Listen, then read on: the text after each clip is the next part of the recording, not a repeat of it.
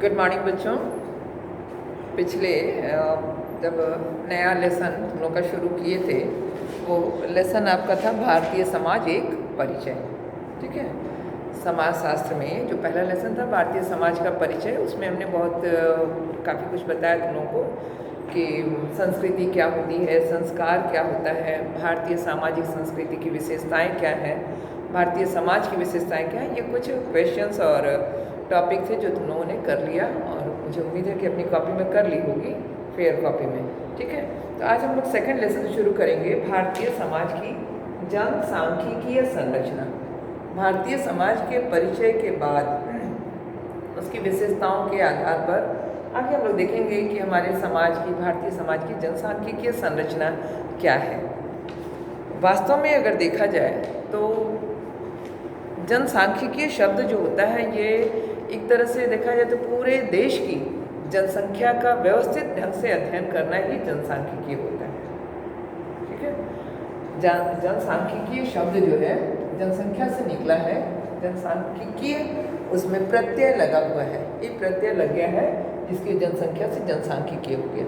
ठीक है, तो जनसंख्या का, पूरी जनसंख्या को कैसे व्यवस्थित किया जा सकता है, किस प्रकार से उसको व्यवस्थित करना है, तो उसके आधार पर शुरू में जब आयु की गणना की गई थी कि भारतीय समाज में लोगों की आयु की गणना क्या है, किस तरह से लोग हैं, चूँकि भारत को माना जाता है ऐसे कि युवा जनसंख्या वाला देश है, युवा जनसंख्या वाला देश है।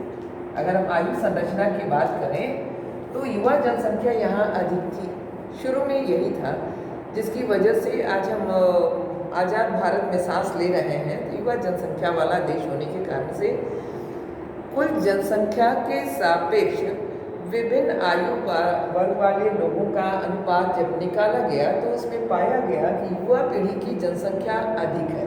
लेकिन धीरे धीरे आज यह घटते घटते 2011 में लगभग 31% युवा रह गए थे। उसके पहले जब गणना शुरू हुई थी 1971 में जब गणना हुई थी, उस समय युवा की जनसंख्या का अनुपात जो था वो 42% था। लेकिन फिर उसके बाद जब इसको लिया गया तो 2011 की जनगणना जब हुई, मैंने उसके बाद अब जनगणना होती गई, लेकिन 2011 में इसकी जनसंख्या घट करके, इसका अनुपात घट करके 31% हो गया। इसका मतलब क्या है, युवा पीढ़ी की जनसंख्या धीरे धीरे घटती जा रही थी, इनकी आयु संरचना घटती जा रही थी। इस अवधि में जब हम लोग ये गणना देखें, 2011 की गणना अगर हम देखते हैं, आपकी बुक में दिया हुआ है ये 2011 में जब जनगणना हुई थी। अभी आने वाला कब है, इसी 2021 में जनगणना फिर से शुरू होगी। इस चुनाव के बाद 2011 में फिर से जनगणना शुरू होगी।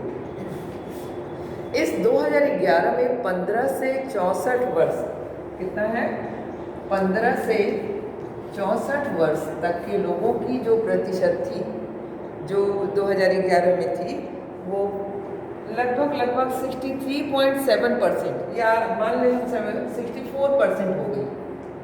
किस आयु वर्ग के, आयु 15 से 64 वर्ग के लोगों की आयु का जो परसेंटेज था वो 64% है। इसका मतलब कि इस उम्र के लोगों की संख्या अधिक थी। ठीक है, तो जो ये जनगणना होती है, इस जनगणना में ये तो हो गई जनसंख्या की आयु सीमा के आधार पर एक एवरेज निकाला गया कि इस आयु संरचना के लोग इतने इतने परसेंट थे। तो 2011 में 31% जो हुआ था वो अब युवा पीढ़ी को छोड़ करके 15 से 64 वर्ष का अगर हम गणना देखें तो लगभग 64% है। वास्तव में है क्या चीज़, ये जनगणना जब की जाती है, जनसंख्या कैसे निकाली जाती है? जनसंख्या निकालने के लिए उसमें कई कैटेगरी ली जाती है। चूँकि हमारा भारतवर्ष विभिन्नताओं का देश है, बहुत सारे यहाँ धर्म, संप्रदाय, लिंग, बहुत सारे लोग रहते हैं, तो उसमें जो जनगणना की जाती है वो की जाती है धर्म के आधार पर, व्यवसाय के आधार पर, जाति के आधार पर, लिंग के आधार पर, है ना। तो इस तरह से लिंग के आधार पर,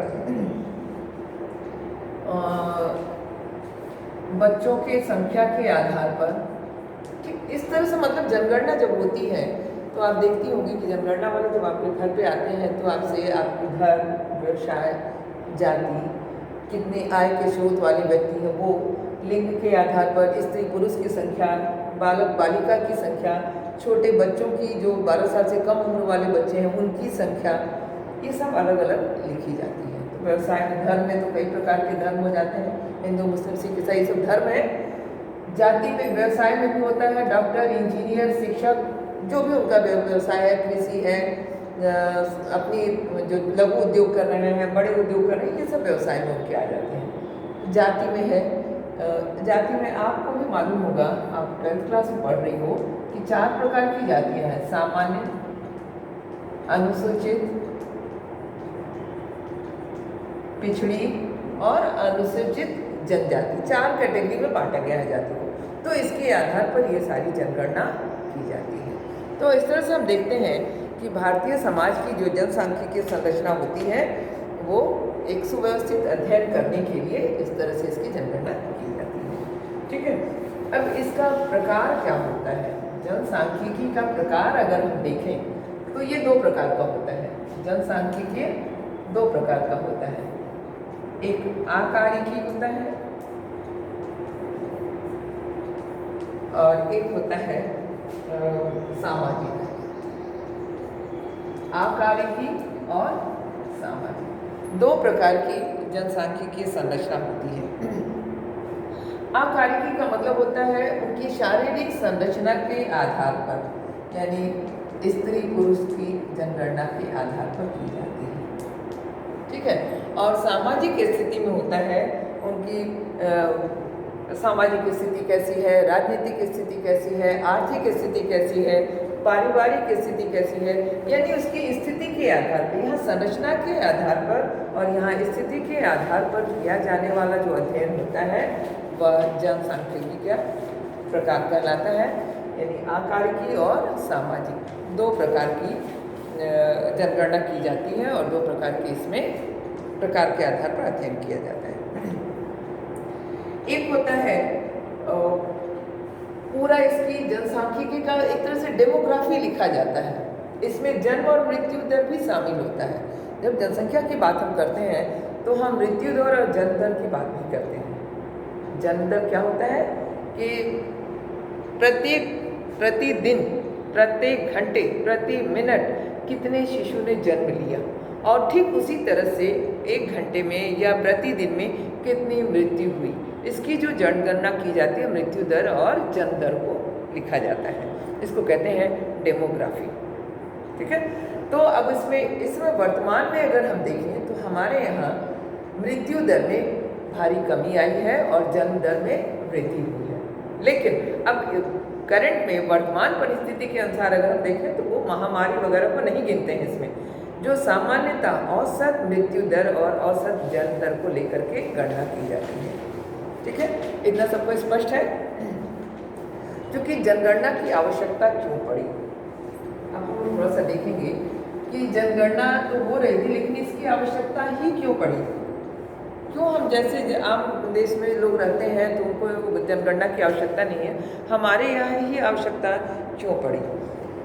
क्योंकि हमारे यहाँ जो औपनिवेशिक काल था, ब्रिटिश साम्राज्य का जो शासन काल था, औपनिवेशिक काल में भारत की जनगणना शुरू हुई। आंशिक जनगणना उसी समय शुरू हुई थी और पूरी जनगणना जो हुई थी वह 1881 में हुई थी। कब हुई थी?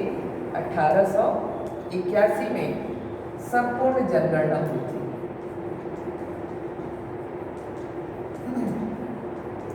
संपूर्ण जनगणना 1881 में हुई थी। लेकिन जब हम चलते हैं भारत से और आगे तो स्वतंत्र भारत की जनगणना ये औपनिवेशिक काल में था। जैसा कि जानती हो औपनिवेशिक काल ब्रिटिश साम्राज्य का जो शासन काल था, औपनिवेशिक काल था। उसके बाद जब ये जनगणना शुरू हुई थी तो हमारे यहाँ स्वतंत्र भारत में जो जनगणना हुई, स्वतंत्र भारत में जनगणना कब से शुरू हुई? 1951 से शुरू हुई। जब हमारा देश आज़ाद हो गया, स्वतंत्र हो गया, तो हमारे देश की जनगणना शुरू हुई जो 1951 में था। 1951 के 10 साल के बाद 1961 में हुआ, फिर 10 साल के बाद 1971 में हुआ। इस तरह से जनगणना बढ़ती गई, हर 10 साल में जनगणना देखी गई। और अब आने वाले समय में जो अभी जनगणना होने वाली, इसी तरह से क्रम में 10-10 साल के अंतराल के बाद अभी जो जनगणना होगी ये 2021 में होगी।